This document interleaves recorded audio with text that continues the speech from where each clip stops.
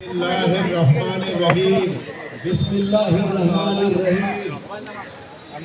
আমি নিশা সওদাগর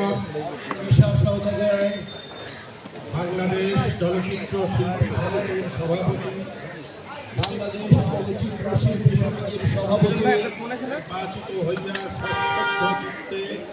নির্বাচিত হইয়া সশ্রদ্ধ চিত্তে শপথ করিতেছি যে